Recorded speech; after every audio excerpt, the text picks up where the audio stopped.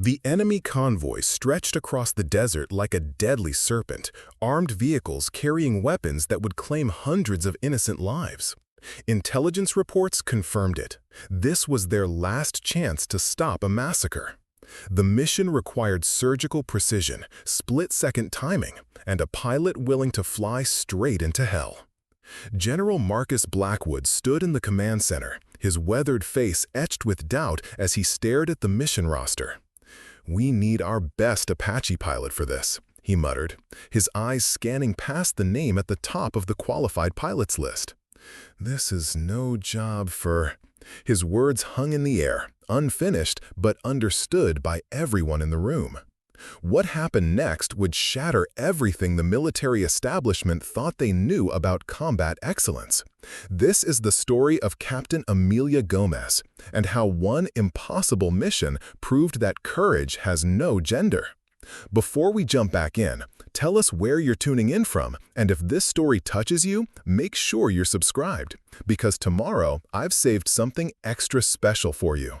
The pre-dawn darkness at Fort Harrison stretched endlessly across the Nevada desert, broken only by the harsh fluorescent lights of the Apache maintenance hangars. Captain Emilia Gomez moved through the shadows with practiced stealth, her combat boots silent against the concrete as she approached her assigned aircraft. At 28, she had learned that visibility was often a liability in a world determined to question her every move. Her flight suit bore the same patches as her male counterparts, the same rank insignia, the same certification badges that marked years of rigorous training. Yet somehow, in the eyes of certain commanding officers, these symbols seemed to carry less weight when worn on her shoulders. The AH-64D Apache longbow before her was a $35 million weapon of precision and destruction, and Emilia knew its every bolt, wire, and system better than most pilots knew their own names. Gomez. The sharp bark came from across the flight line. Master Sergeant Dale Patterson approached, his clipboard clutched like a shield against accountability. "You're scheduled for maintenance review, not flight prep." Emilia's dark eyes met his steadily.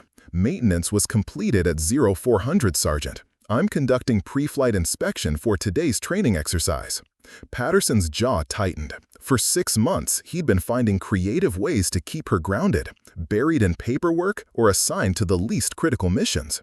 Training exercise was reassigned to Lieutenant Morrison. "You're on simulator duty." The simulator. Again. Emilia had spent more hours in that digital cockpit than any pilot on base, not because she needed the practice, but because it kept her away from the real aircraft where her skills might overshadow those of her male colleagues. She nodded once, her expression revealing nothing of the frustration burning beneath the surface. "Understood, Sergeant."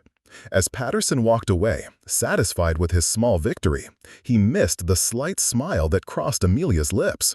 What he didn't know was that those countless hours in the simulator had made her something extraordinary. While other pilots practiced standard maneuvers, Emilia had been pushing the boundaries of what was possible, exploring the absolute limits of Apache capabilities in scenarios that most would consider suicidal. The simulator bay was her sanctuary, a place where rank and prejudice couldn't follow her into the cockpit. The advanced systems replicated everything from desert sandstorms to urban combat zones, and Emilia had mastered them all. She'd flown through digital hurricanes, navigated impossible terrain, and engaged targets in conditions that would ground most pilots. Dr. Jennifer Walsh, the base's chief flight psychologist, often observed these sessions from the control room. Unlike many of her colleagues, Dr. Walsh saw what others refused to acknowledge. Emilia's reaction times were 15% faster than the base average. Her accuracy ratings consistently topped the charts. Most impressive of all, her decision-making under extreme stress showed a level of tactical intelligence that bordered on genius. Her spatial awareness is off the charts. Dr. Walsh had noted in a confidential report that somehow never made it past the base commander's desk. But reports and statistics meant nothing in the face of institutional bias. General Marcus Blackwood, the base commander, was a decorated veteran of 3 wars, a man whose leadership had saved countless lives. He was also a product of his generation, one that struggled to reconcile the changing face of modern warfare with deeply held beliefs about women in combat roles. "I'm not questioning her abilities," he'd said during a closed-door meeting with his senior staff, "but combat is different from training. When bullets start flying, when lives are on the line, we need pilots who won't hesitate, won't second-guess themselves. The enemy doesn't care about our progressive policies." What the general didn't understand was that Emilia had never hesitated, never shown anything but absolute competence and deadly precision. Her service record was flawless, her training scores were exemplary, and her psychological evaluations showed the kind of mental toughness that couldn't be taught or faked. Lieutenant Colonel Sarah Mitchell had tried to advocate for Emilia on multiple occasions. As one of the few senior female officers on base, she recognized the systematic barriers being placed in her path. "General, with respect, Captain Gomez has outperformed every benchmark we've set. Her tactical assessments are consistently accurate, her flight skills are exceptional, and her leadership scores indicate—" "I've read her file, Colonel Mitchell, but this isn't about test scores or simulator runs. This is about the reality of combat, where split-second decisions mean the difference between success and catastrophe." The irony was lost on him. While he spoke of split-second decisions and life-or-death scenarios, Emilia was in the simulator facing exactly those challenges daily, excelling in situations that would challenge even the most experienced combat pilots.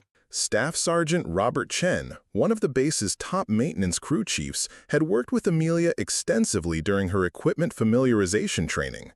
"She knows these birds better than pilots with twice her flight hours," he'd confided to his team. "Asks the right questions, spots problems before they become critical.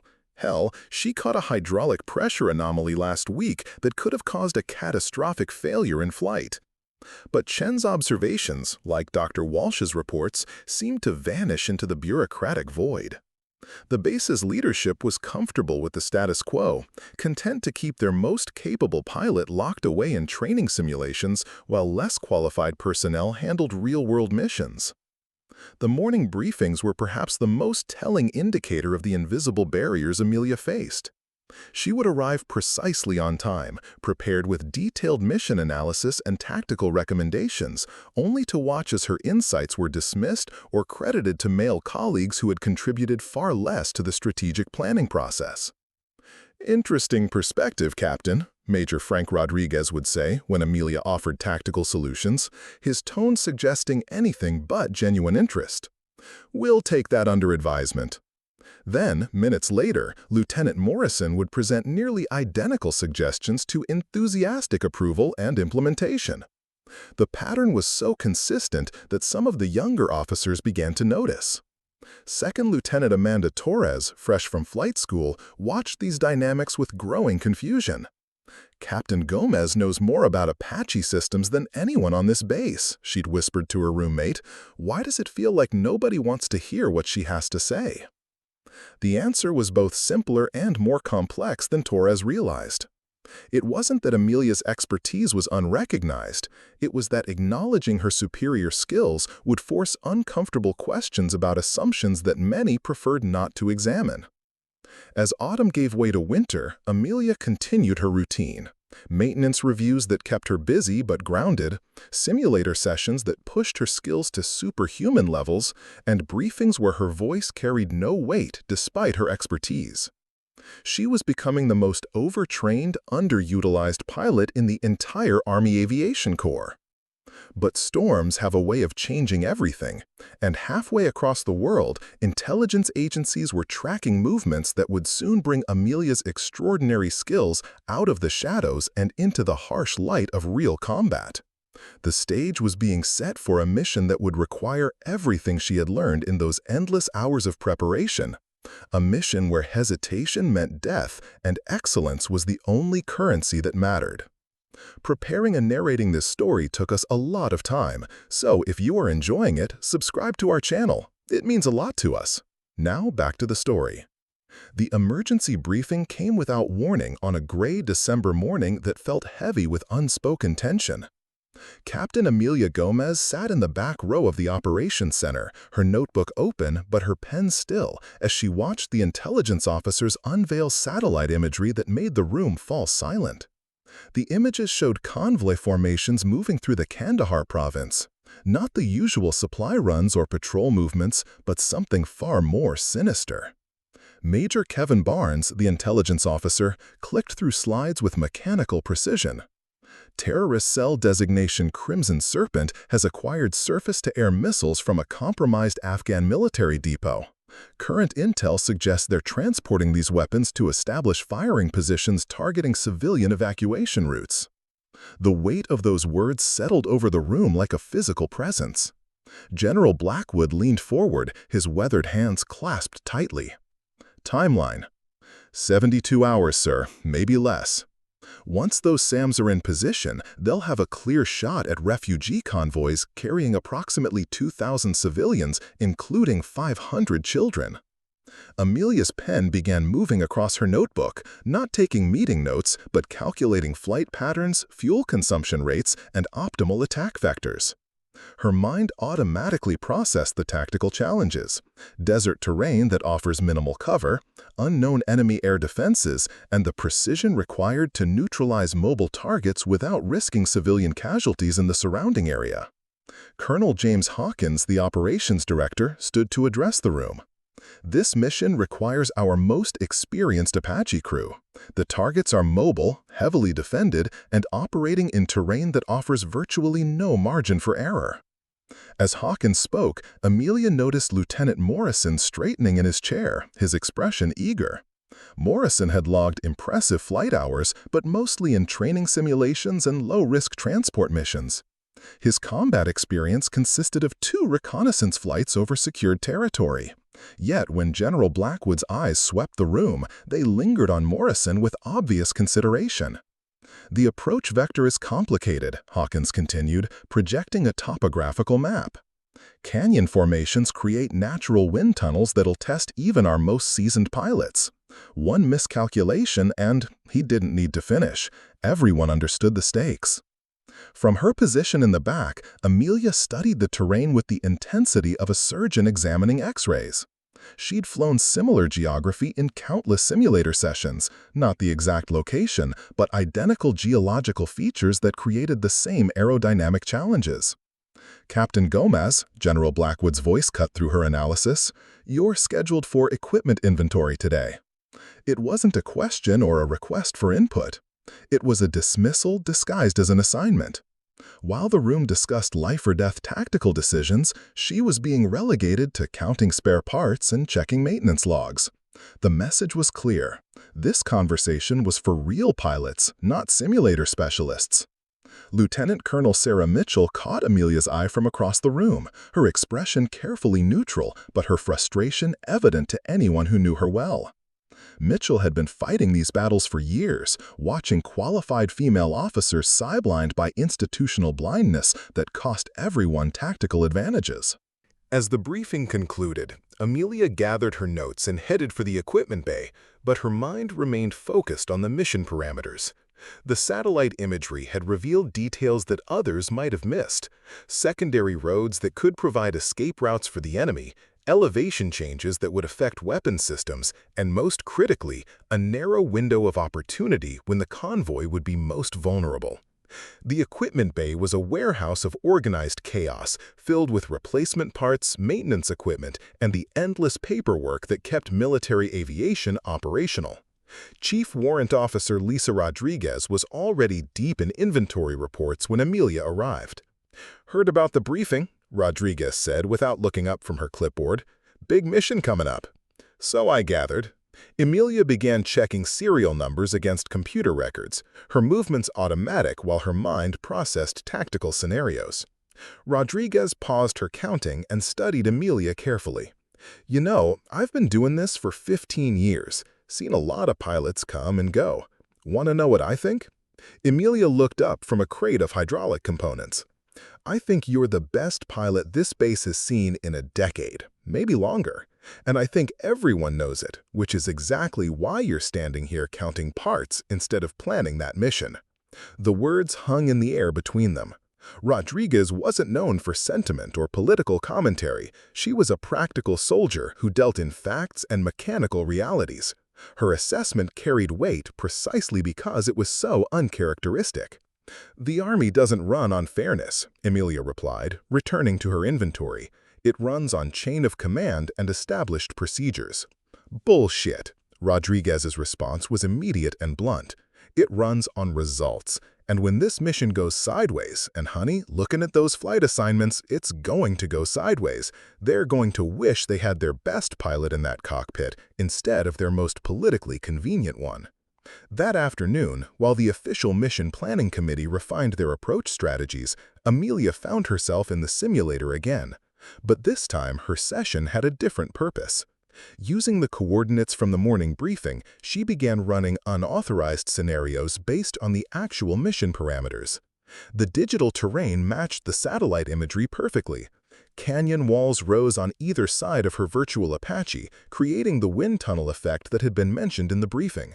Standard approach protocols resulted in failure after failure. The aircraft became unstable in the turbulent air, making accurate targeting impossible.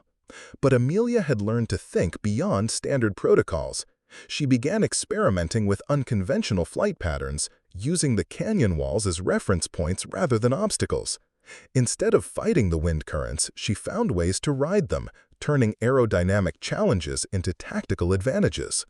After 6 hours of continuous simulation, she had developed an approach strategy that seemed impossible to anyone who hadn't spent months pushing the boundaries of Apache capabilities.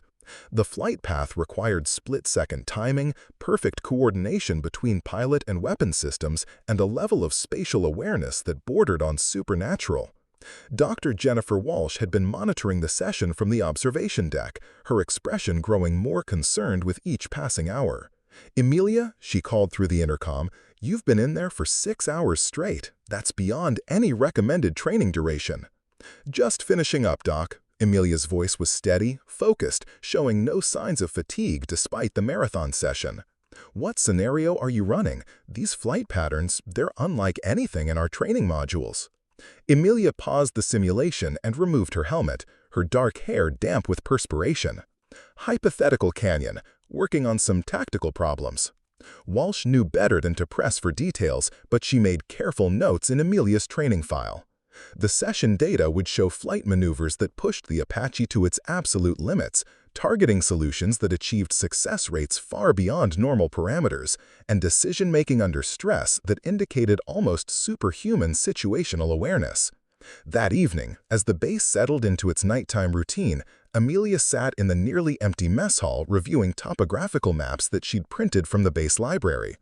To anyone watching, she appeared to be studying general geography, but her focus was laser-sharp on the exact terrain where Crimson Serpent was believed to be operating. Second Lieutenant Amanda Torres approached hesitantly, carrying her dinner tray. "Mind if I sit, Captain?" "Of course." Emilia gathered her maps, making space at the table. Torres was quiet for several minutes, picking at her food before finally speaking. "I heard Lieutenant Morrison got the primary assignment for the big mission." "That's how the assignment process works, experience and availability." "Is it?"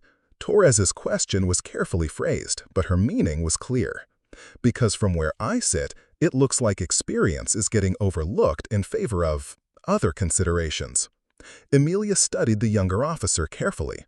Torres was sharp, observant, and unafraid to ask difficult questions, qualities that could either advance her career or destroy it, depending on how carefully she navigated the political realities of military life. "What do you think you know about this situation, Lieutenant?" "I think I know that you've logged more simulator hours than anyone on this base. I think your tactical assessments are consistently more accurate than senior officers with twice your rank. And I think that if this mission requires the absolute best pilot we have, there's only one logical choice." The words were dangerous, spoken aloud in a military environment where questioning command decisions could have serious consequences. But they were also true, and truth had a way of demanding acknowledgement even when it was inconvenient. "The military isn't always about logic, Torres. Sometimes it's about trust, tradition, and maintaining unit cohesion. And sometimes," Torres replied quietly, It's about politics and prejudice disguised as tradition. As night fell over Fort Harrison, two different groups were making preparations. In the official planning room, Lieutenant Morrison reviewed standard attack protocols with his co-pilot, confident in his assignment and comfortable with conventional tactics that had worked in previous, less challenging missions. In her quarters, Captain Emilia Gomez spread her unauthorized maps across her desk and continued calculations that no one had asked her to make, preparing for a mission she wouldn't be flying, developing solutions for problems that officially weren't hers to solve. But in war, as in life, circumstances have a way of changing without warning, and sometimes the person everyone overlooks becomes the person everyone needs. The pre-mission briefing was scheduled for 600 hours, but by 0530, the operations center buzzed with nervous energy that felt different from routine training exercises. Captain Emilia Gomez arrived early, ostensibly to deliver updated equipment reports, but really to observe the final mission planning that would determine the fate of 2,000 civilians. Lieutenant Morrison stood at the tactical display, his confidence evident as he traced flight paths with a laser pointer. His co-pilot, Warrant Officer Brad Stevens, nodded along to standard approach vectors that looked textbook perfect on paper, but failed to account for the brutal realities of canyon warfare that Emilia had spent months mastering in simulation. Primary approach will be from the northwest, Morrison explained to the assembled team. We'll maintain altitude until visual contact, then drop to nap of the Earth for the final attack run. Standard Hellfire engagement at maximum effective range. General Blackwood listened with the focused attention of a commander who understood that his decisions would echo far beyond this briefing room. Weather considerations. Forecast shows clear skies, minimal wind, optimal flying conditions, sir. Emilia's jaw tightened. The weather report Morrison cited was 24 hours old. Current meteorological data, which she'd reviewed that morning, showed a developing pressure system that would create dangerous downdrafts in canyon terrain. But she wasn't part of this planning committee, so her analysis remained locked in her notebook. Major Barnes clicked through updated intelligence slides. Latest reconnaissance shows the convoy has accelerated their timeline. They're moving faster than anticipated, which means our window of opportunity has narrowed considerably. How much narrower? Colonel Hawkins asked. Instead of 72 hours, we now have approximately 18 hours before those SAMs are operational. The room's atmosphere shifted palpably. 18 hours meant launching at dawn, flying through challenging terrain, and engaging mobile targets with no margin for error. It also meant no time for backup plans or alternative strategies. Morrison's confidence flickered slightly. 18 hours, that's aggressive but manageable. From her position near the back wall, Emilia reviewed her mental calculations. Morrison's proposed approach would work in perfect conditions, but the developing weather system would create crosswinds that could destabilize his aircraft during the critical targeting phase. His maximum range engagement strategy might miss mobile targets, and his altitude maintenance would make him visible to enemy air defenses long before he achieved weapon lock. Dr. Walsh entered the briefing room carrying meteorological updates that confirmed Emilia's concerns. General, I need to update the weather assessment. A low-pressure system is developing faster than predicted. Canyon winds will be significantly more challenging than the initial forecast suggested. Morrison frowned at the new data. How challenging? Sustained winds of 30 to 40 knots, with gusts up to 60. In canyon terrain, that creates turbulence that could affect weapons accuracy. General Blackwood's expression grew grim. Can the mission proceed under these conditions? Sir, Morrison responded quickly, I've flown in challenging weather before. We can adapt. But Emilia could see the uncertainty in his posture, the way his hands moved restlessly as he processed information that contradicted his prepared strategy. Morrison was a competent pilot under normal circumstances, but these weren't normal circumstances. This mission required someone who had spent hundreds of hours practicing the impossible. The briefing continued with discussions of backup procedures, emergency protocols, and communication checkpoints. Each topic reinforced how narrow their margin for success had become. Colonel Hawkins emphasized the stakes repeatedly, civilian lives hanging in the balance, international implications if the mission failed, and no possibility of a second chance. As the meeting concluded, personnel began filing out to begin final preparations. Morrison lingered to discuss technical details with his co-pilot, their conversation revealing growing anxiety about the weather complications. Emilia approached Major Barnes as he gathered his intelligence files. "Major, could I review the latest satellite imagery?" Barnes looked surprised.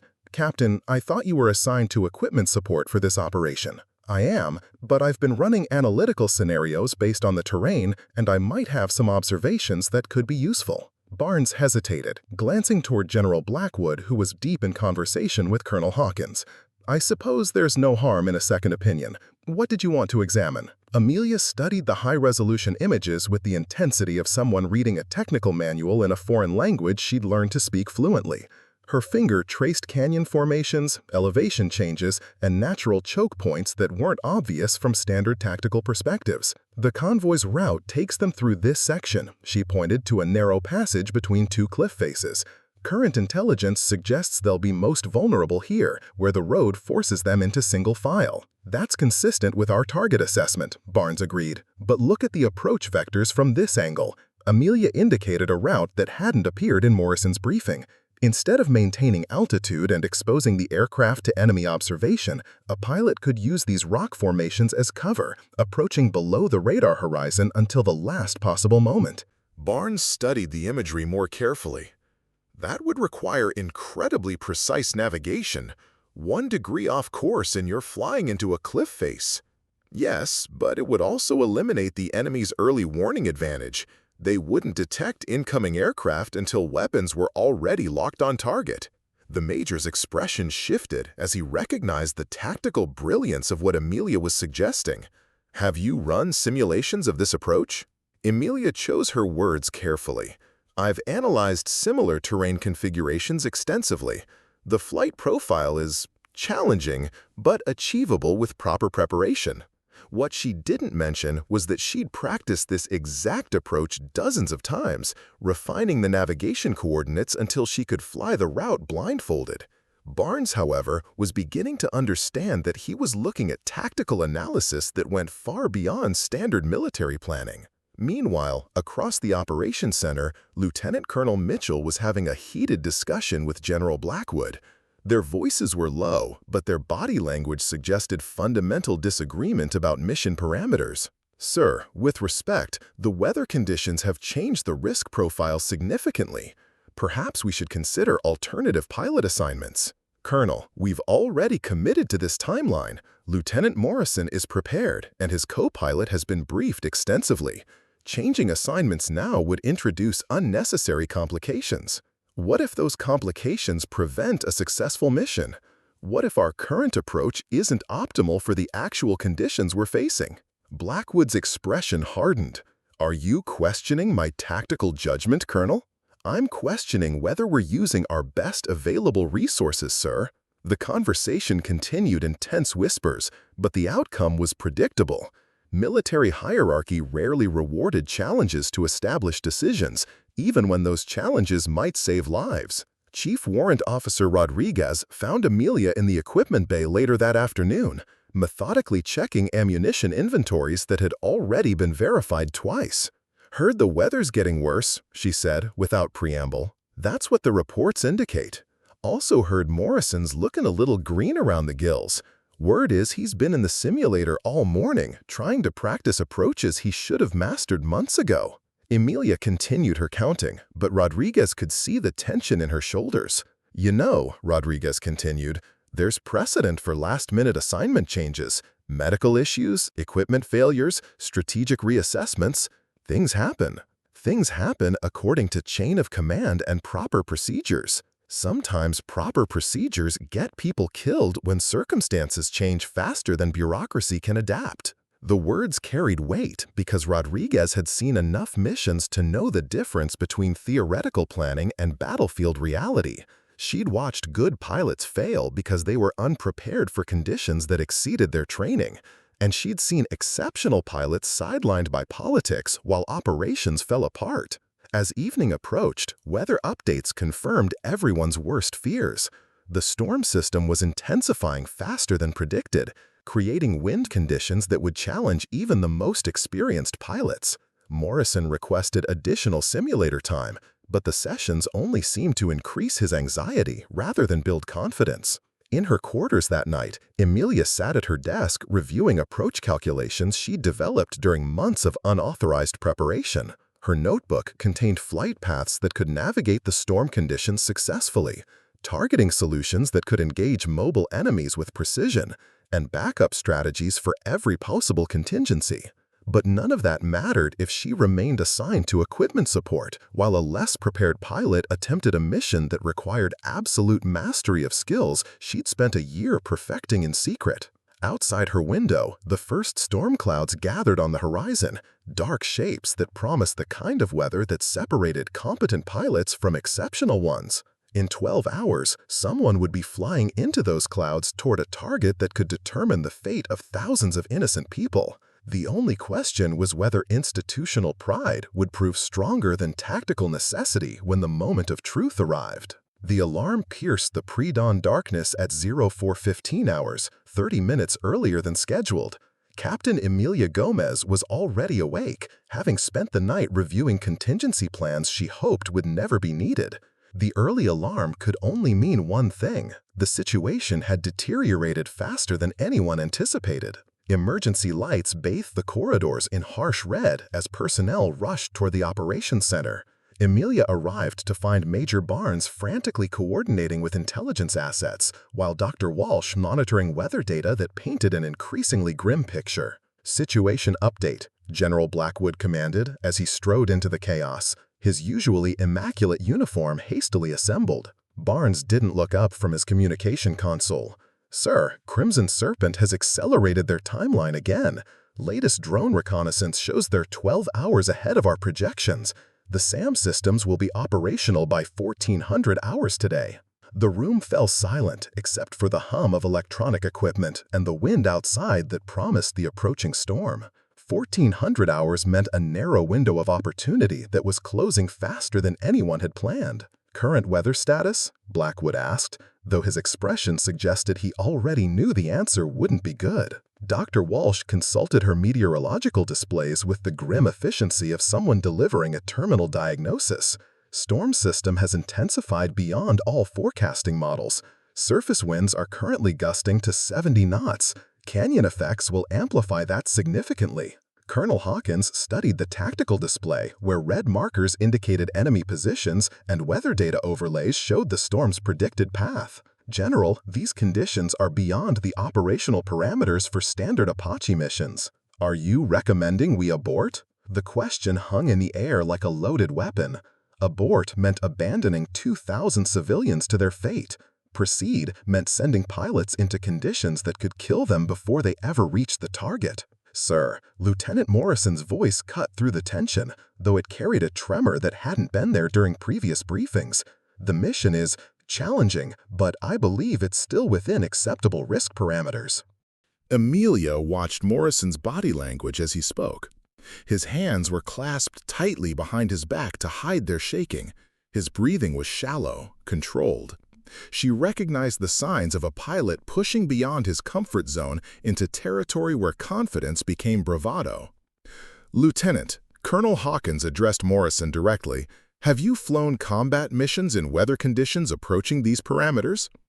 Morrison's pause lasted only seconds, but in a room full of experienced military personnel, that hesitation spoke volumes.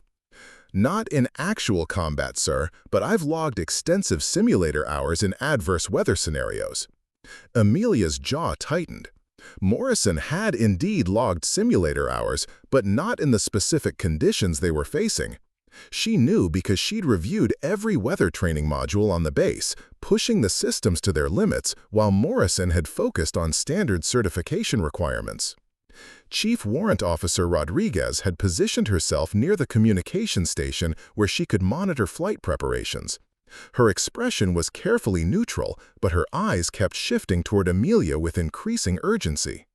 "Sir," Dr. Walsh interjected, consulting real-time atmospheric data, "I need to emphasize that these aren't just challenging conditions.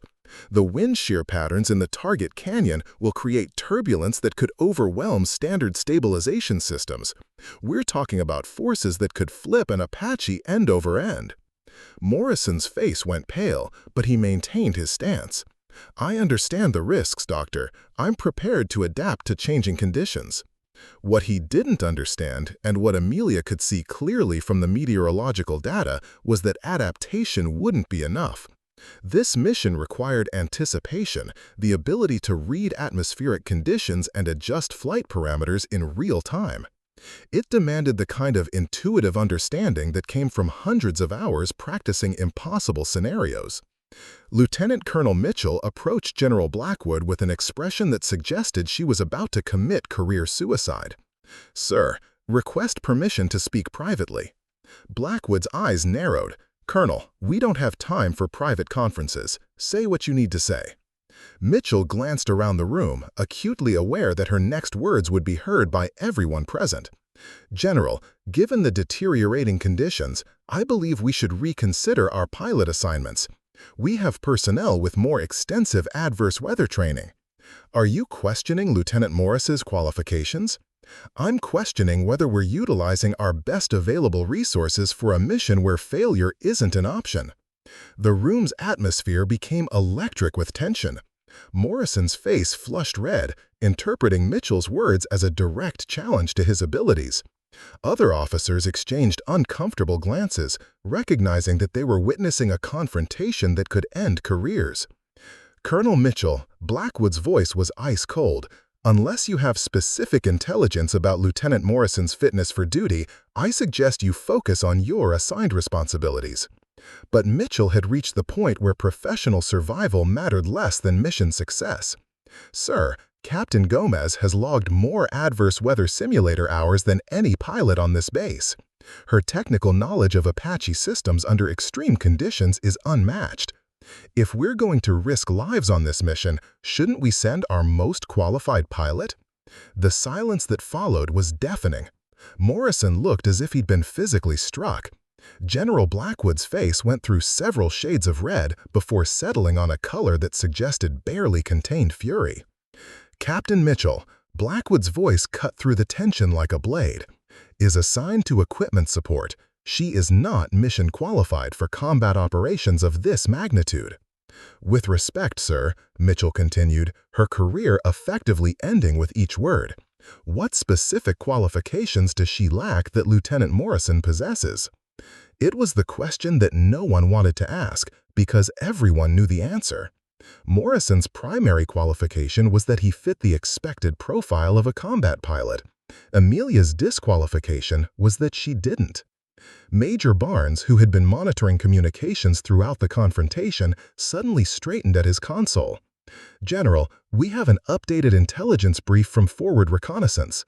The interruption was welcome, providing a temporary escape from the personnel crisis that was consuming valuable mission preparation time.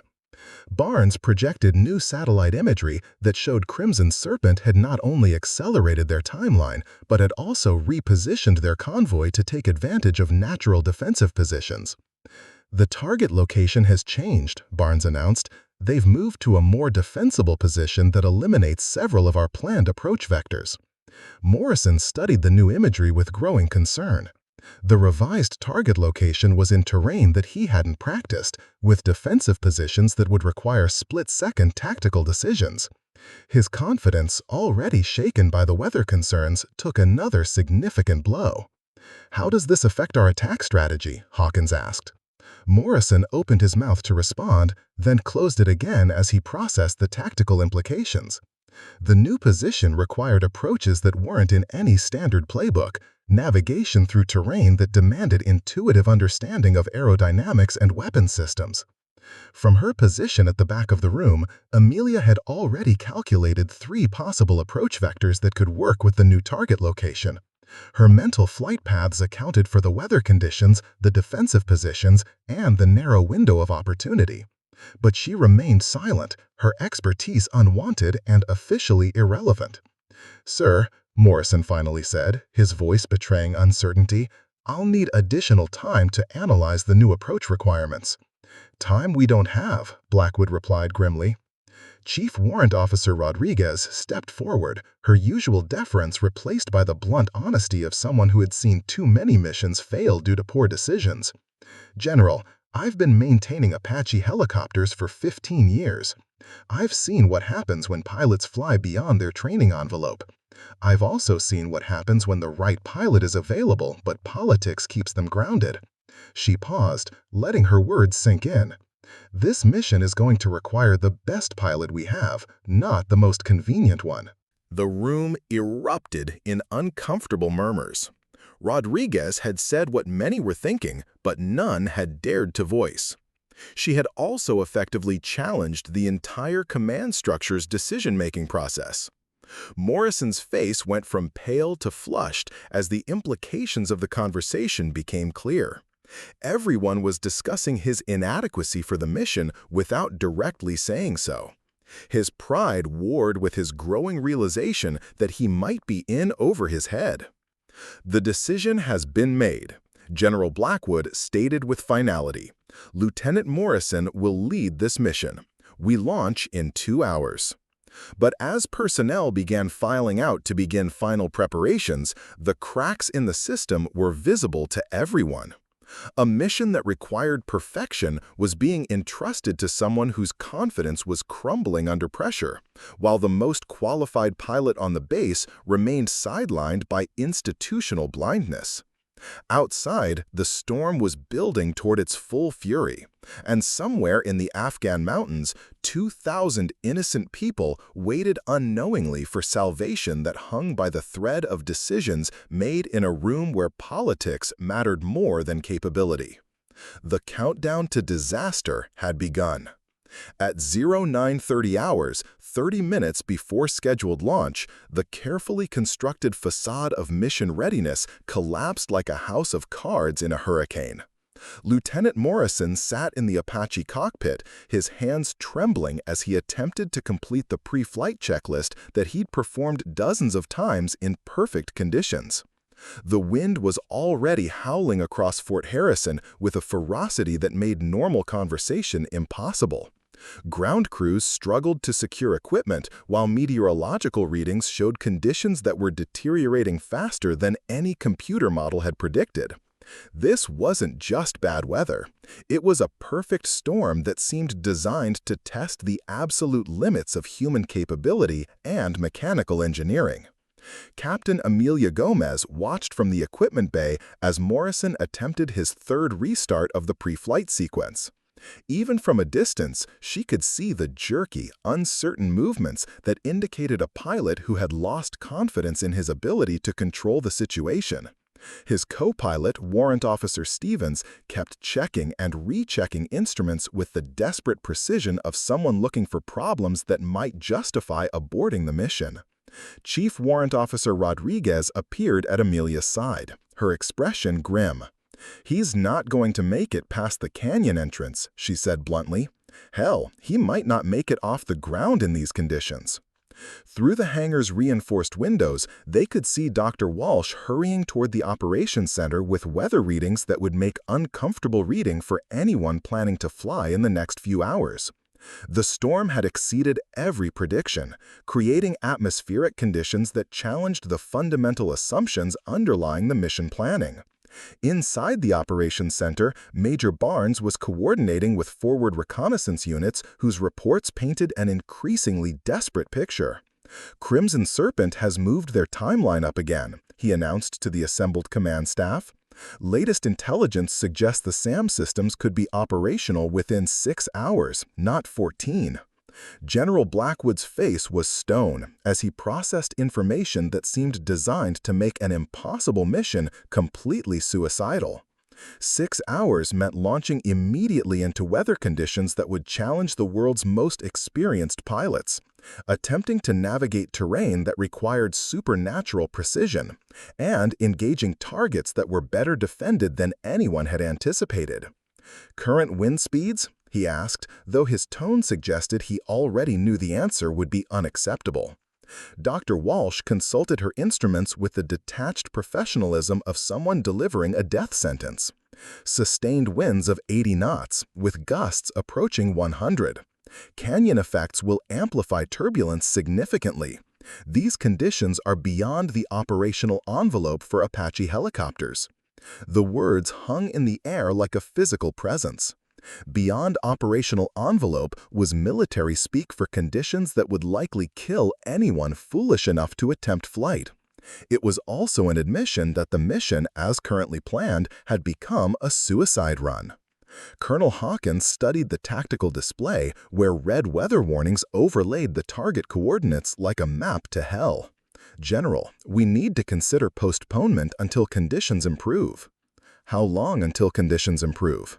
"Meteorological projections suggest the storm system will persist for another 18 to 24 hours. And by then, those SAM systems will be operational and 2,000 civilians will be trapped in a kill zone." Blackwood's voice carried the weight of command decisions that offered no good options, only varying degrees of catastrophe. In the Apache cockpit, Lieutenant Morrison was discovering that theoretical knowledge and actual capability were very different things. The aircraft shuddered violently as crosswinds tested every bolt and rivet, and his hands fought to maintain control of systems that seemed determined to tear themselves apart. His pre-flight checklist had become an exercise in denial, each item completed despite growing evidence that conditions had moved far beyond his experience level. Warrant Officer Stevens finally voiced what they were both thinking. "Sir, maybe we should request a weather delay. These conditions are..." "Are what, Stevens? Challenging? We don't get to choose our weather in combat operations."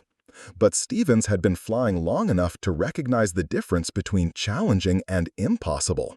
"Sir, with respect, this isn't about being challenging. The aircraft is barely controllable on the ground. Once we hit those canyon winds..." Morrison's response was cut short by a violent gust that lifted the Apache's tail and slammed it back down with enough force to trigger multiple warning systems. Both pilots exchanged glances that said everything about their confidence level for the upcoming mission. Back in the operations center, Lieutenant Colonel Mitchell was making what she knew would be her final attempt to inject sanity into a situation that had spiraled beyond rational decision-making. She approached General Blackwood with a folder containing documentation that represented months of careful observation and analysis. "Sir, I need to present mission-critical information regarding pilot capabilities and weather conditions." Blackwood's expression suggested that he was in no mood for challenges to his authority, but Mitchell pressed forward with the desperate urgency of someone trying to prevent a catastrophe. "General, Captain Gomez has logged over 400 hours in adverse weather simulation, specifically in terrain identical to our target area. She's developed approach strategies that account for the exact wind conditions we're facing. Colonel, we've already had this discussion. The assignments are final." "Sir, Lieutenant Morrison just triggered his 4th warning system malfunction in 20 minutes of ground operations. He's not ready for this mission." The words were a direct challenge to command authority, spoken in front of staff who would remember them long after the mission was over. Mitchell was effectively ending her career, but she was also trying to save lives in the only way she knew how. At that moment, as if summoned by the conversation, Warrant Officer Stevens burst into the operations center, his flight suit dark with sweat despite the cold morning air. "General, request immediate conference with Mission Command." Blackwood's eyes narrowed. "Report, Warrant Officer." Stevens glanced nervously toward his co-pilot who remained in the Apache, then delivered news that no one wanted to hear. "Sir, Lieutenant Morrison is experiencing significant difficulty maintaining aircraft control in current wind conditions. Pre-flight operations have revealed multiple system stress indicators that suggest..." "That suggest what, Warrant Officer?" "That we're attempting to operate beyond safe parameters, sir." The admission landed like a bomb in the operations center.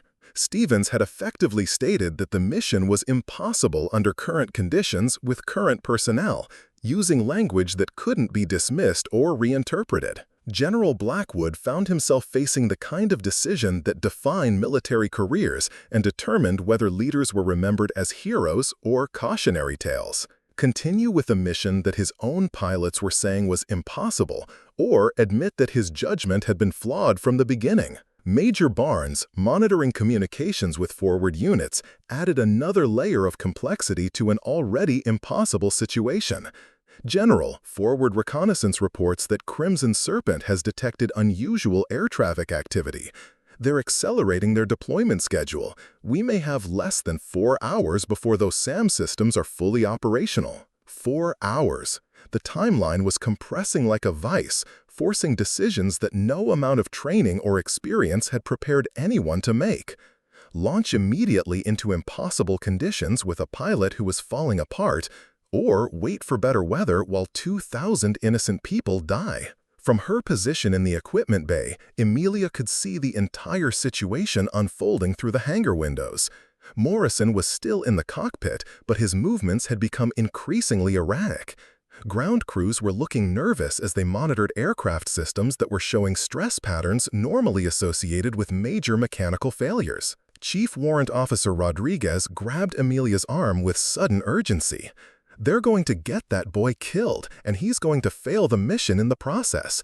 Someone needs to do something. Someone needs to follow the chain of command and hope that training and experience are enough to see this through. Bullshit. Rodriguez's response was immediate and fierce. Training and experience are exactly what we need, and we've got the most trained and experienced pilot on this base standing here counting spare parts while a kid who's in over his head tries to fly a suicide mission. The storm continued to build outside, and in the distance, the sound of rotor blades struggling against impossible wind served as a mechanical countdown to disaster. The system was collapsing, the mission was becoming impossible. And somewhere in the chain of command, someone was going to have to make a decision that prioritized results over pride. The only question was whether that decision would come before or after it was too late to matter. At 10:47 hours, the moment that would define every career in the operations center arrived with the devastating finality of a lightning strike. Lieutenant Morrison's voice crackled through the radio with words that no one wanted to hear, but everyone had been expecting. Base Command, this is Apache 1, declaring emergency abort. Repeat, emergency abort. The Apache helicopter sat on the tarmac like a wounded bird, its rotors spinning uselessly in wind that had transformed from challenging to catastrophic. Morrison's voice carried the hollow exhaustion of a pilot who had pushed beyond his limits and found them wanting. General Blackwood grabbed the radio microphone with white knuckles. Apache 1, explain your status. Sir, aircraft control is compromised, unable to maintain stable hover in current wind conditions. Systems are showing stress indicators across multiple platforms. I cannot guarantee safe flight to target area. The admission echoed through the operations center like a death knell. Morrison had just officially stated what everyone had known for the past hour. The mission was impossible under current conditions with current personnel. Dr. Walsh looked up from her meteorological displays with an expression that mixed vindication with horror. General, the storm has intensified beyond all previous readings. We're now looking at sustained winds of 90 knots with gusts exceeding 110. No Apache has ever operated successfully in these conditions. Major Barnes coordinated frantically with forward reconnaissance units whose reports paint an increasingly desperate picture. Sir, Crimson Serpent has detected our abort signal. They're accelerating deployment immediately. Latest intelligence suggests SAM systems will be operational within 2 hours. 2 hours. The window was closing faster than anyone had imagined possible, and their primary plan had just collapsed completely. General Blackwood found himself facing the kind of command decision that military academies discussed in theoretical terms, but rarely prepared officers to make in practice. Colonel Hawkins stepped forward with the grim efficiency of someone delivering a terminal diagnosis. General, we need to consider that the mission may no longer be feasible under any circumstances. Are you recommending we abandon 2,000 civilians to their fate? I'm recommending we don't compound the tragedy by losing pilots in impossible conditions. The exchange highlighted the impossible calculus of military command, balancing known lives against unknown casualties, weighing certain risks against uncertain outcomes. While they debated, time continued its relentless countdown toward catastrophe. Chief Warrant Officer Rodriguez had reached her breaking point. Without requesting permission or following proper protocol, she strode across the operations center and approached General Blackwood with the blunt directness of someone who had seen enough institutional failure for one lifetime. "General, permission to speak freely?" Blackwood's expression suggested he was in no mood for additional complications, but Rodriguez's reputation for straight talk had earned her the right to be heard. "What is it, Chief?" "Sir, we have a pilot on this base who can complete this mission successfully. She's been preparing for exactly these conditions for months. She knows the terrain, she understands the weather patterns, and she's developed tactical approaches that account for every variable we're facing." The room fell silent, except for the howling wind outside and the distant sound of Morrison's Apache returning to its hangar in defeat. Rodriguez had said what everyone was thinking, but no one had dared to voice with such directness. "Chief, pilot assignments are not your area of responsibility. Saving lives is everyone's responsibility, sir, and right now we're about to fail in that responsibility because pride is more important than capability." Lieutenant Colonel Mitchell stepped forward to support Rodriguez, her career already sacrificed, but her conscience demanding one final attempt. "General, Chief Rodriguez is absolutely correct. Captain Gomez has the skills to complete this mission. The question is whether we're willing to admit that our original assessment was wrong." From across the operations center, Major Barnes looked up from his intelligence displays with an expression of growing desperation. "Sir, I'm receiving reports that Crimson Serpent has begun final preparations for SAM deployment. They're moving faster than we anticipated because they detected our mission planning." General Blackwood found himself surrounded by subordinates who were politely but firmly telling him that his command decisions had been fundamentally flawed. The mission was falling apart, time was running out, and the solution everyone was suggesting required him to admit that institutional bias had clouded his judgment. At that moment, Captain Emilia Gomez appeared in the operations center doorway. She hadn't been summoned, hadn't requested permission to attend, but had arrived with the quiet inevitability of someone who understood that circumstances were about to demand her expertise, whether the chain of command wanted it or not. "General," she said with calm directness, "I've been monitoring the situation from the equipment bay. I believe I can complete this mission successfully." The room's atmosphere became electric with tension. Morrison's failed attempt had proven that standard approaches wouldn't work. The weather conditions exceeded normal operational parameters. But Emilia's presence suggested possibilities that no one wanted to acknowledge, but everyone needed to consider. "Captain, you are not qualified for this mission profile." "Sir, with respect, what specific qualifications do I lack that Lieutenant Morrison possessed?" It was the question that cut to the heart of every decision that had brought them to this point. Morrison's qualifications were largely theoretical: flight hours in good conditions, training exercises in simulated environments, and the assumption that standard procedures would be sufficient for extraordinary circumstances. Emilia's qualifications were different: hundreds of hours practicing impossible scenarios, detailed analysis of the exact terrain they needed to navigate, and tactical approaches developed specifically for the conditions they were facing. Dr. Walsh stepped forward with meteorological data but supported what everyone was beginning to understand. "General, Captain Gomez has logged more adverse weather simulation hours than any pilot on this base. She specifically practiced navigation in wind conditions that match what we're currently experiencing." "Simulation is not reality, Doctor." "No, sir," Emilia interjected quietly, "but simulation is preparation for reality. And I've been preparing for this specific reality for 8 months." Major Barnes added intelligence analysis that reinforced the growing consensus. "Sir, Captain Gomez's tactical assessments of the target area have been consistently more accurate than our standard planning models. Her approach strategies account for variables that our original mission parameters missed." General Blackwood looked around the operations center and saw something that challenged everything he thought he understood about military leadership. His carefully selected team was telling him that his decisions had been wrong, that his assumptions had been flawed, and that the person he'd dismissed as unqualified was actually their best hope for mission success. Warrant Officer Stevens entered the operations center with Morrison, both pilots still wearing flight gear that looked more like defeat than preparation.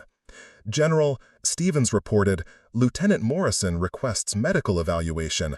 The stress of attempted flight in these conditions has exceeded safe limits." Morrison's face was pale, his hands still trembling from the unsuccessful flight attempt. "Sir, the conditions are beyond anything I've trained for. I don't believe any pilot can safely navigate this weather." "Captain Gomez believes she can," Rodriguez stated with matter-of-fact directness. Morrison looked at Emilia with a mixture of relief and wounded pride. "Ma'am, if you think you can handle what I couldn't, those winds will tear an Apache apart. Not if you know how to use them instead of fighting them, not if you've practiced exactly these conditions until muscle memory replaces conscious thought." The moment of truth had arrived. General Blackwood faced a decision that would define his legacy and determine the fate of 2,000 innocent people. Continue with failed approaches based on institutional assumptions, or trust the expertise that had been standing in front of him all along. Outside, the storm continued to rage with undiminished fury, and somewhere in the Afghan mountains, civilians waited unknowingly for salvation that hung by the thread of one man's willingness to admit that he had been wrong. General Blackwood's decision came with the weight of a man whose entire worldview was collapsing in real time. He looked at Captain Emilia Gomez standing in the operations center, surrounded by subordinates who had effectively mutinied against his judgment, facing a mission that had already defeated his chosen pilot. "Captain Gomez." His voice carried the gravitas of command authority being reluctantly transferred. "You have 30 minutes to prove you can do what Lieutenant Morrison could not." The words were both permission and challenge. 30 minutes to demonstrate capabilities that she'd been developing in secret for months, to validate expertise that had been systematically ignored, and to save a mission that institutional pride had nearly destroyed. Emilia's response was immediate and professional. "Understood, sir. I'll need Chief Rodriguez for pre-flight coordination and Dr. Walsh for real-time weather updates during flight." As she moved toward the door, Lieutenant Morrison stepped forward with an expression that mixed relief with wounded pride. "Captain, the wind shear at altitude it's like nothing I've ever experienced. The aircraft becomes almost uncontrollable." Emilia paused, studying Morrison with the compassion of someone who understood that failure wasn't a character flaw, but a limitation of preparation. "Thank you for the warning, Lieutenant. Your attempt provided valuable data about current conditions." Her response was gracious enough to preserve Morrison's dignity, while confident enough to suggest that she had solutions he hadn't considered. Morrison nodded gratefully, recognizing that Emilia was offering him a way to frame his failure as contribution rather than defeat. The hangar buzzed with activity as ground crews prepared the backup Apache with an efficiency born of desperation. Chief Warrant Officer Rodriguez moved through pre-flight procedures with the focused intensity of someone who understood that this was their last chance to prevent catastrophe. "Aircraft systems are nominal," Rodriguez reported as Emilia approached the helicopter. "But I want you to understand what you're flying into. Morrison's abort wasn't pilot error, it was physics. Those wind conditions are going to test every bolt and rivet on this bird." Emilia nodded, running her hands along the Apache's armored hull with the familiarity of someone who had studied every technical specification and stress tolerance. "The aircraft can handle it if the pilot knows how to work with the conditions instead of against them." What she didn't explain was that her months of simulator training had taught her to read wind patterns like a language, to anticipate turbulence and use it for tactical advantage rather than fighting it as an obstacle. Morrison had approached the storm as an enemy to be conquered. Emilia understood it as a force to be harnessed. Dr. Walsh arrived with meteorological equipment that would provide real-time atmospheric data during flight. Emilia, I need you to understand that these aren't just challenging conditions. We're talking about weather patterns that can flip an Apache end over end in seconds. I understand the risks, Doc, but I also understand the alternatives. The alternatives were stark. Abandon the mission and accept the deaths of 2,000 civilians, or attempt flight in conditions that had already defeated one pilot. There were no good options, only degrees of catastrophe and the slim possibility that exceptional skill could overcome impossible circumstances. In the operations center, Major Barnes coordinated with forward reconnaissance units whose reports painted an increasingly desperate picture. Crimson Serpent has begun final SAM deployment. Intelligence indicates they'll be fully operational within 90 minutes. 90 minutes. The timeline had compressed to a point where even perfect execution would barely succeed. Any delays, any mistakes, any hesitation would result in mission failure and civilian casualties that would haunt everyone involved for the rest of their careers. General Blackwood watched the frantic preparation through the operations center windows with the expression of a man who had just bet everything on an outcome he couldn't control. Lieutenant Colonel Mitchell stood beside him, her career effectively ended but her conscience clear. "General," she said quietly, "you made the right decision. Did I? Or did I just condemn our best pilot to death because I was too proud to admit my mistakes earlier?" It was the question that would define Blackwood's legacy. Whether his willingness to change course would be remembered as decisive leadership or desperate damage control. Either way, Captain Emilia Gomez was about to attempt something that most military experts would consider impossible. Outside, the storm continued its assault on Fort Harrison, with winds that bent trees and sent debris flying across the base like shrapnel. The Apache sat in the middle of this chaos, rotors beginning to spin, as Emilia completed her pre-flight checklist with methodical precision. Her movements in the cockpit were different from Morrison's frantic energy. Where he had fought the controls, she worked with them. Where he had tensed against turbulence, she flowed with it. Months of practicing impossible scenarios had given her an intuitive understanding of aircraft behavior that bordered on supernatural. "Base Command, this is Apache 2. Her voice came through the radio with calm professionalism that contrasted sharply with Morrison's earlier distress calls. "Pre-flight complete, requesting clearance for departure." Rodriguez's voice crackled through the communication system from her position in the hangar. "Apache 2, all systems show green. Weather conditions remain extreme. Are you certain about this approach?" "Affirmative. I have a flight path that accounts for current wind patterns." What Emilia didn't explain was that her flight path was unlike anything in standard military aviation. Instead of fighting the storm's fury, she intended to use it, riding wind currents like a surfer rides waves, exploiting atmospheric dynamics that most pilots would consider dangerous obstacles. Dr. Walsh monitored weather data from the control tower, her equipment showing atmospheric conditions that defied conventional understanding of Apache operational limits. "Emilia, current readings show sustained winds of 95 knots with gusts to 120. Turbulence patterns are unprecedented." "Understood, Doc. Proceeding with modified approach vector." The Apache lifted off the tarmac with a smoothness that seemed impossible given the conditions. Where Morrison had fought for every foot of altitude, Emilia's aircraft rose with fluid grace, her control inputs anticipating wind patterns before they could destabilize the helicopter. In the operations center, stunned silence replaced the earlier chaos as personnel watched radar screens that showed the Apache maintaining steady flight in conditions that had overwhelmed their previous pilot. General Blackwood leaned forward, hardly believing what the instruments were telling him. "How is she maintaining control in those winds?" Colonel Hawkins asked, voicing what everyone was thinking. Major Barnes studied the flight data with professional amazement. Her flight path isn't following any standard approach pattern. She's using the wind currents instead of fighting them. Through the operations center speakers, Emilia's voice remained calm and professional as she reported progress that seemed to defy physics. "Base Command, Apache 2 passing checkpoint Alpha. Weather conditions challenging but manageable. Proceeding to target area. Dr. Walsh shook her head in disbelief as she watched atmospheric readings that should have made controlled flight impossible. She's not just flying through the storm, she's making it work for her.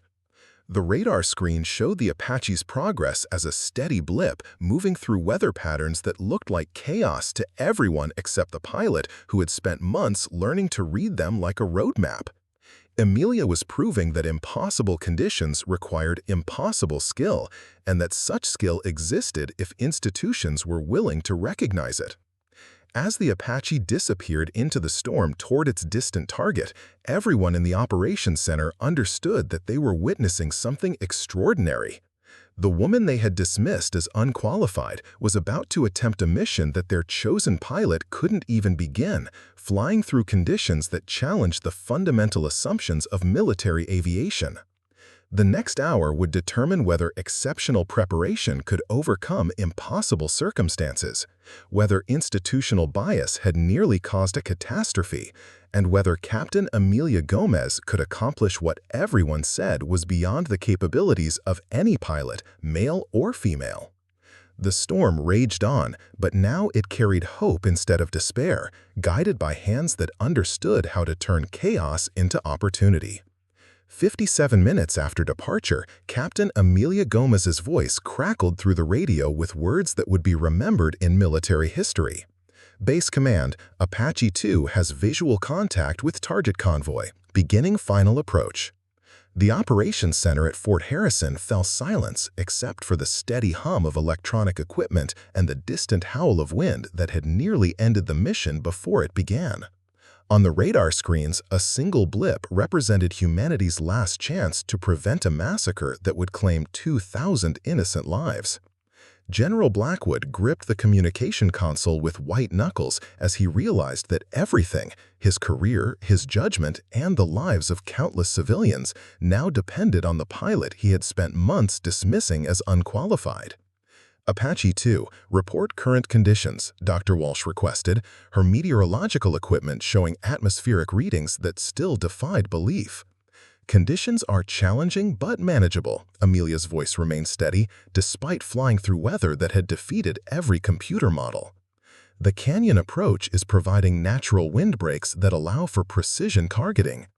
What she didn't explain was that her months of simulation had taught her to read the landscape itself as a navigation tool. Where others saw obstacles, she saw opportunities.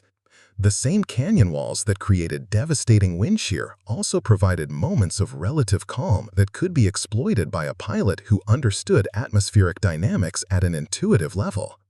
Major Barnes coordinated with forward reconnaissance units whose reports painted a picture of desperate urgency. Apache 2, latest intelligence confirms SAM deployment is nearly complete. You have approximately 15 minutes before systems become operational.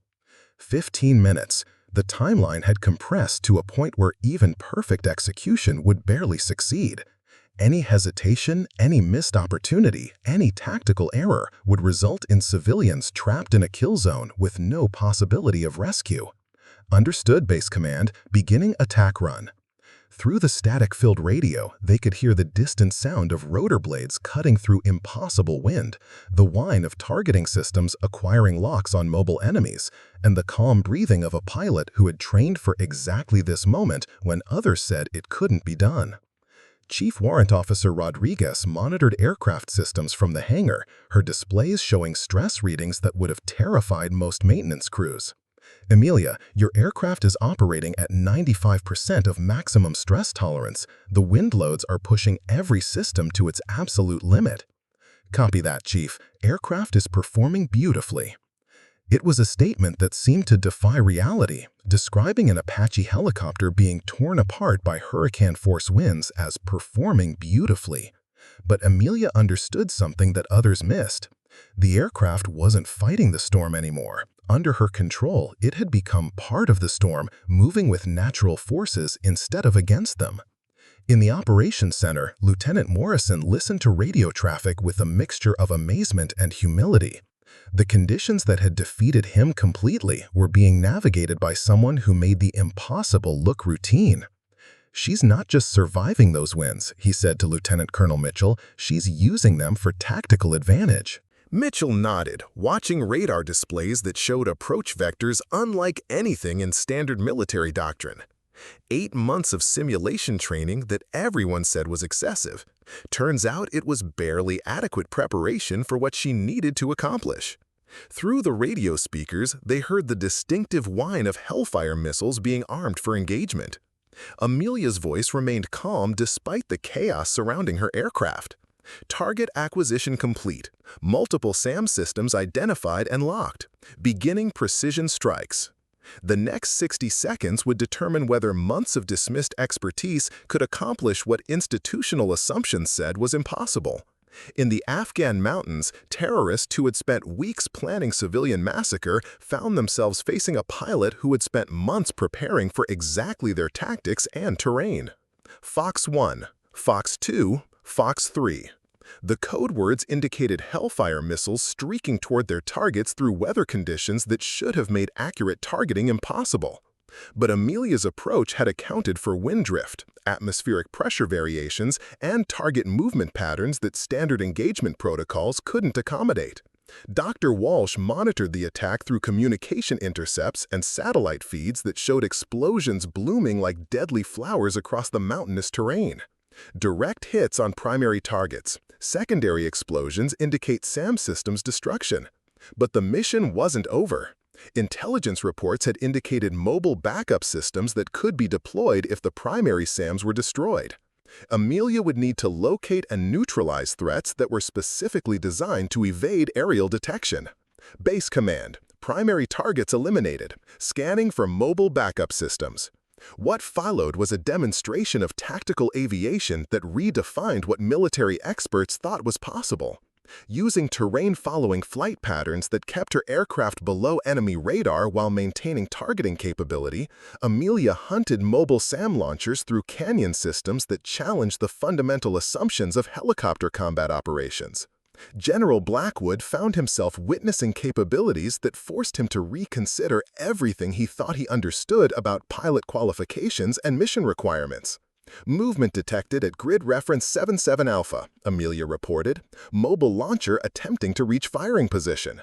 The final engagement required split-second timing and precision that bordered on supernatural. The mobile launcher was racing toward a position where it could target civilian evacuation routes while Emilia navigated through wind conditions that turned every control input into a gamble with physics. Target locked. Engaging. The last Hellfire missile streaked through mountain air that seemed determined to tear apart anything foolish enough to challenge its fury. But the weapon found its mark with surgical precision, eliminating the final threat to civilian lives with an explosion that echoed through canyons like thunder. Base command. All targets neutralized. SAM threat eliminated. Civilian evacuation routes are secure. The words carried across Fort Harrison's operations center like a benediction, confirming that the impossible had been accomplished by someone who had never been given the chance to prove what she could achieve. As Emilia began her return flight through weather that continued to challenge every assumption about Apache operational limits, the radio crackled with reports from forward reconnaissance units confirming complete mission success. Apache 2, this is Forward Observer Delta. Civilian convoys are moving through secure corridors. Approximately 2,000 souls now safe thanks to your intervention. 2,000 lives. The number represented families, children, elderly refugees who would live because one pilot had been allowed to demonstrate capabilities that institutional bias had nearly kept hidden forever. The return flight to Fort Harrison was a journey through vindication and transformation. As Emilia's Apache appeared on radar screens, approaching the base through storm conditions that should have been impossible to navigate, everyone understood that they had witnessed something that would change how the military thought about qualification, capability, and the assumptions that guided critical decisions. The landing was as precise as the mission itself, a gentle touchdown that seemed to mock the weather conditions that had defeated another pilot just hours earlier. As the rotor spun down, ground crews rushed to inspect an aircraft that had been pushed beyond every operational limit and emerged victorious. Captain Emilia Gomez climbed out of the cockpit with the quiet satisfaction of someone who had proven everything that needed to proving. No triumphant gestures, no dramatic statements, just the calm professionalism of a pilot who had accomplished the impossible because she had prepared for it when others said it couldn't be done. General Blackwood was waiting in the hangar, his expression carrying the weight of lessons learned at nearly catastrophic cost. Captain Gomez, your performance today, it was extraordinary. Thank you, sir. Just doing my job. But everyone present understood that this hadn't been just doing a job. This had been a demonstration that expertise transcends institutional expectations, that capability exists wherever preparation meets opportunity, and that sometimes the person everyone overlooks is the person everyone needs. As reports filtered in confirming the complete safety of civilian evacuation, Fort Harrison buzzed with the energy of an organization that had learned something fundamental about itself. The storm that had nearly destroyed the mission had instead revealed strengths that had been hidden by prejudice and assumptions. Chief Warrant Officer Rodriguez approached Emilia with a smile that carried months of vindication. So, how does it feel to save 2,000 lives while proving every doubter wrong? Emilia's response was characteristic, direct, modest, and focused on what mattered most. It feels like the system worked the way it was supposed to, eventually. That evening, as the storm finally began to break and clear skies appeared on the horizon, Captain Emilia Gomez stood near the flight line looking at the Apache that had carried her through the impossible. She thought about the journey that had brought her to this moment, the dismissals, the doubts, the quiet preparation for an opportunity that almost never came. Lieutenant Morrison approached with an expression that mixed gratitude with respect. "Captain, I wanted to thank you. You saved the mission, but you also saved me from failing when it mattered most." "The mission succeeded because we had the right pilot for the conditions, Lieutenant. Next time, it might be you facing something I couldn't handle." It was a gracious response that preserved dignity while acknowledging reality. Morrison nodded gratefully, understanding that Emilia was offering him a future where today's failure could become tomorrow's learning experience. As night fell over Fort Harrison, the base settled into a reflective quiet that felt different from routine operations. They had witnessed something that challenged fundamental assumptions about qualification and capability, proving that excellence exists wherever preparation meets opportunity, regardless of who others expect to find it in. The story of Captain Emilia Gomez would be told in military academies for generations, not just as an example of exceptional piloting, but as a reminder that the person everyone overlooks might be the person everyone needs. Sometimes the quietest voice carries the most profound truth, and sometimes the most important victories are won not against external enemies, but against the limitations of our own assumptions. The storm had passed, the mission was complete, and 2,000 innocent people were alive because one pilot had been given the chance to prove that capability knows no boundaries, only the limits we place on our willingness to recognize it. Up next, you've got 2 more standout stories right on your screen. If this one hits the mark, you won't want to pass these up. Just click and check them out. And don't forget to like, subscribe, and turn on the notification bell so you don't miss any upload from us.